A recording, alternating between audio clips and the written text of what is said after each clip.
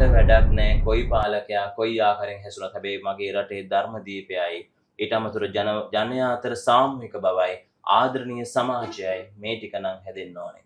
මම දෛවඥයෙක් මේ මිරකල් එකන සිස්ටම් සෙල් ස්ටඩි කර කියන්නේ 2027 වසරේදී අගෝස්තු මාසයෙන් පස්සේ සෙනසුරු වෙන්නේ සම්පූර්ණ මේෂයේ සම්පූර්ණ බලය ප්‍රකාශ කරමින් 2029 වසරේ ඔක්තෝබර් නොවැම්බර් අතර සම්පූර්ණ සෙනසුරු ගමන් කරන උෂ්ණ වේදසට ගමන් කරන බලය පතුරවමින් මේ තැන් දෙකදී පපුව ස්ථානයේ උෂ්ණ වේද සෙනසුරු ග්‍රහය එනකොට රටේ ඊළඟ ත්‍රස්තවාදය ඊළඟ මිලිටරි නායකත්වයක් නිර්මාණය වුණොත් ඒකට වග කියන්න වෙන්නේ මේ වර්තමානයේ අර පොල් දෙලි වලට මත බව මතක තියාගන්න. හරි වාසනාවන්ත කතාවක්. මම දැක්ක පක්ෂ විපක්ෂ බෙදයකින් තොරගෙන හැමෝම සල්ලි දාන්න. එදා මේ කට්ටිය හිටියලා මොකද්ද කිව්වේ? දාන්න එපා. ඒ වගේ කුහක පරිපාලනයක් තිබ්බේ. හැබැයි ඒක මේ දිට්ඨ ධම්වේදිනේ කර්මය කියන්නේ සෙනසුරු අර මකර සහ කුම්භේ ලග්නයෙන් ඇවිල්ලා නීති ස්ථාන ජල ජලාශය ඇවිල්ලා එක් පැත්තකින් ජලයෙන් බැට කරන සමාජයක් විදිහට පහුගිය ටිකේම කුණාටු ප්‍රශ්න ඔය ටික. ඊට පස්සේ නීති ස්ථානයේදී තමන්ගේ වැරදි ටික එළියට මතුවෙන ගත අර රනිල් වික්‍රමසිංහ මහත්මයා දැම්මා අර වත්කම් බැරකම් ප්‍රකාශ එළි දැක්වීම හොඳ සැලැස්ම. ඒකෙන් ඔක්කොම ඔප්පුණා අන්තිම 77 වසරක 76 වසරක ශාපයක් තුල රටක ආර්ථිකයක් දියුණුන්නේ නැහැ මිනිස්සු දියුණුන්නේ නැහැ. බැලුවම කෝටි 42 කෝටි 50 accounts වල. අන්තිම බැලුවම අඳින්න ඇඳුම නැහැ කියලා හිල් කියාගෙන ආපු මිනිස්සු. කෙහෙල් ගෙඩිය හොරෙන් කාපු නැත්නම් මිනිස්සුන්ගෙන් දාගෙන ආපු මිනිස්සු ටික. අනුන්ගේ බත්පතින් කාපු මිනිස්සු ටික ගාව කෝටි 45 50 60. ඒ වගේම තමයි අන්තිම වත්කම් බැරකම් වල එච්චර ප්‍රමාණයක්. ඉතින් යුනියන් ටික කරපු දේ ලංකාවට ඒ වගේම අරගල කැරලි කෝලහල අද හිතන්න පෙට්‍රල් එක 10ට ගියත් කතා කරන්න කෙනෙක් නැහැ. ඇයි දන්නවද? කතා කරපු ටික රටේ බලය තියෙන්නේ. අද ලංකාවේ මිනිස්සු බදු බරෙන් කෙර කරලා ටැක්ස් ටික ගෙවන්න ගැන පින් නම්බර් එක හිතන්නකො මිනිස්සෙක් රුපියල් ලක්ෂයක් දෙකක් මේ කාලේ ආර්ථික උද්දමන අනුපාතයට අනුගතව හම්බ කරනකොට ඒකෙන් ජීවත් වෙන්නවත් ප්‍රමාණවත් නැති කාලයක ටැක්ස් ටික නැත්නම් මාස 6කට හිරේ දාන තරම් දුෂ්ට පරිපාලනයක් රටේ තියෙනවා. ඒක කුහක මර්ධනකාරී පරිපාලන. ලංකාවගේ රටවල් තනිකර ජීවත් වෙන්නේ ටැක්ස් වලින්. එතකොට ඒ ටැක්ස් ගෙවන මිනිස්සු පරිස්සම් කරන රටක් මේක.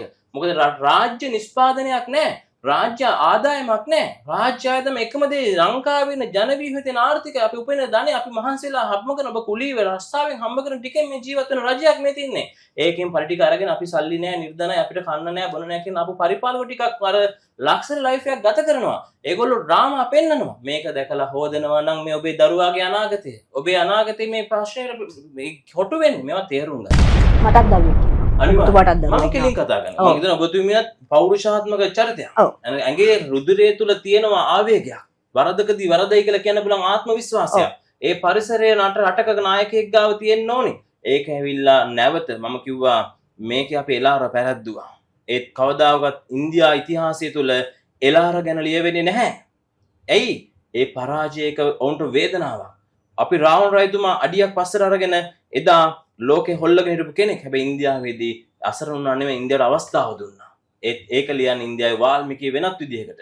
ඊට පස්සේ අපි ප්‍රභාකරන් කියන මිලිටරි ත්‍රස්තවාදියා අර වීරෝදා නායකයා මං කියන්නේ මගේ රටේ රජතුමා කියලා කෙලින්ම. ඒ ඇවිල්ලා මහින්ද රාජපක්ෂ ඔහු කරපු සේවාවක් තියෙනවා. ඒක සේවාව ගැන මම මේ කතා කරන්නේ. ඔහු කරපු සේවාව තුල ඔහු විනාශ කළා. ඔහු පැරද්දුවා. හැබැයි ඔහුගේ ඉතුරුට සුන්බුන් කොටස් ඔහු වෙනුවෙන් කත්ත දින කොටස් තාම රටේ ඇතුලේ ඉන්නවා. ඒ නිසා ඔවුන් කරන්නේ මොකද්ද? විරුවන්ව පාලනය කරනවා. ඔවුන්ට වේදනාව දීලා දුක්බර මරණයක් දෙන්න උත්සාහ කරනවා. මේකට කත්ත දින පාලකයෝ රසක් මේක ඇතුලේ ඉන්නවා. මේ ඉන්න තේන තේරුම් ගන්න ඔය ඔලු ගෙඩි වලට හෙන ගැහිලා ඉන්නේ. ඒ නිසා තමයි ඔයගලන්ට ජාතිකත්වයේ වීරත්වයේ දැනෙන්නේ. ඒ ඔබේ දරුවන්ට ඔබේ අනාගත ඩුවල් සිටිසන් එකක් තියාගන්න. හොඳම රාජ්‍යයක් මං කියන්නේ ඕස්ට්‍රේලියාව. හොඳම රාජ්‍යයක් මං කියන්නේ අනාගතේ ඉංග්ලන්ත. හොඳම රාජ්‍යයක් මං කියන්නේ යම් විදිහක ඇමරිකාව. හොඳම රාජ්‍යයක් අනාගතේ මං කියන්නේ යම් නෝර්වේ රාජ්‍යයක්. ඒවට ගිහලා ඩුවල් සිටිසන් තියාගන්න. මොකද මේකෙන් ගැලවෙන්න නම් අවුරුදු තව 40 45කට ඔබේ දරුවන්ට ඩුවල් සිටිසන් තියෙනවා. මොකද මේ ලංකාව ටික ටික අරාජිකකරණයට එන්නේ. බොරුව විතරයි ඉතිරි වෙන්නේ. මායාපෑමක් විතර ඉතුරු වෙන්නේ. මම මේ කියන දේ අනාගතයේ සිද්ධ වෙනවාමයි. මං එදත් කියන දේ හරි. අදත් කියන දේ හරි. හෙටත් කියන දේ හරි. මේ යන්නේ තන්ට බව තේරුම් ගන්න. අපි දැකපු නරක කාලේ අපේ දරුවන්ට දකින්න ලැබෙන්න එපා කියලා අපි ප්‍රාර්ථනා කරනවා. අපේ අයට උපරිම දඩුවම් දුන්නා රාජනීතිය. මතක තියන එක වෙන්න ඕනේ දෙයක්. ඒ වගේම අපේ දුටුගැමුණු රජතුමාත් දඩුවම් දුන්නා. විශේෂයෙන්ම දැඩිම දඩුවම් දීලා තියෙන අපි ඉතිහාසය අහලා තියෙන්නේ වලගම්බා රජතුමා.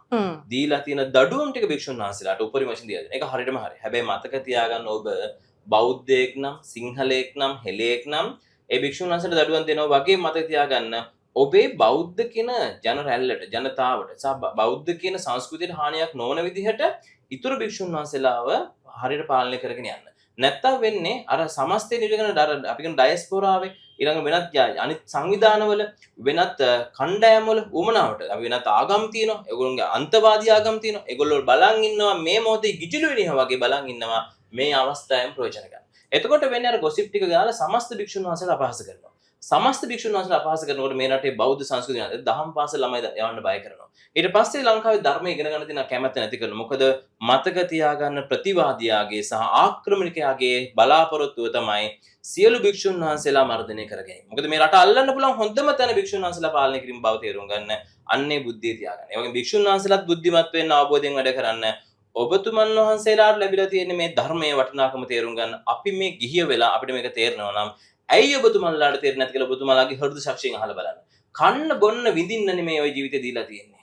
ওই ජීවිතේ දීලා තියෙන්නේ කන්න බොන්න විඳින්න නෙමෙයි. ওই ජීවිතේ රටට දැයට සමාජයට මෙහෙවරක් කරමින් ඔබ වහන්සේලාගේ ආත්මය වඩන්න බව තේරුම් ගන්න ආධ්‍යාත්මය වඩලා නිර්වාණය අවබෝධ කරන බව තේරුම් ගන්න මේ මම කතා කරන ගිහියේ. ඒ නිසා මේ සමස්ත භික්ෂුන් වහන්සේලා දෙන්න පණිවිඩය. මම වැරදි ඇති මට බනින්න පුළුවන්. මගේ අම්මා තාත්තා මගේ නෑදෑයෝ ඥාති මගේ දරුවෝ මතක් වෙන්න පුළුවන්. බැලලා දාන්න පුළුවන් මට ප්‍රශ්නයක් නෑ. මං කියන්නේ මම මියුරු සම්පල්ලියනගේ. මතක තියාගන්න ඊළඟ මේ කාරණේ බලන් ඉන්නවා මෞලවිලා අවස්ථාවෙන් ප්‍රයෝජන ගන්න. බලන් ඉන්නවා පූසාරලා අවස්ථාවෙන් ප්‍රයෝජන ගන්න. බලන් ඉන්නවා ෆාස්ටර්ස්ලා ෆාදර්ස්ලා මේක අවස්ථාවෙන් ප්‍රයෝජන ගන්න. ලංකාවේ වටිනා කියන බුද්ධ ශාසනය විනාශ කරන්න. මේක බුද්ධ මතක තියාගන්න මේක බෞද්ධ රාජ්‍යයක්. මේකේ බෞද්ධයා හෙළයා ඉන්නකම් සියලු ජනතාවට සතුටින් සශ්‍රීකව සහ පැහැදිලි ආදරණීය ජන සමාජයක් තියාගන්න පුළුවන්. ඕක කෙලස ගන්න නම් එපා ආදරණීය මෙතන. මේ ඔක්කොම ආපහුවා වේදාස්පුරාවට කත් අදින තැන. නේද? මොකද බලය ලබා ගන්න පාලකයා මුලින්ම කරේ මිනිස්සුන්ව රැවට්ටුවා. රටේ ඉන්න පාලකයන්ට බොරු මේ චෙදුවා. පාලකයොත් හිටපු අය වැරදි. මම එහෙම කියන්නේ හේතුව තමයි ඔවුන්ට අවස්ථාව තිබියදී ඔවුන් කරේ නැහැ හරියට අවංක භාවයෙන් සත්භාවයෙන්. ඔවුන්ටත් මම දොස් කියනවා. මම කාටවත් කඩයක් නැහැ. මම කෙලින්ම කියන්නේ. දැන් ජ්‍යොතිෂ විග්‍රහයට අනුව අපේ රට ඇතුලේ ඒ වගේ යුද්ධයක් ඇති වෙන්න තියෙන ඉඩකඩ මතක කොච්චරද? තියාගන්න සෙනසුරු ග්‍රහය. මම මේ කියන දේ ලියලා තියන මම මියුරු සම්පලියනගේ කිව්වා තමයි. 2008ටම අපි යුද්ධ ඉවර කරන 2008-9 කියන කාලේ. ඉවර කරනකොට මතක තියාගන්න එතින් දැන් සෙනසුරුගේ කාලය අවිල්ලා ආපහු වසර හරියටම එතින් දැන් අපි 2022 සෙනසුරු මකරේ දෙසට එනවා. ඇවිල්ලා වසර 17ක් දැන් ගිහිල්ලා තියෙනවා මේ යුද්ධය අවසන් කරලා. මතක තියාගන්න මේ ඔක්කොම.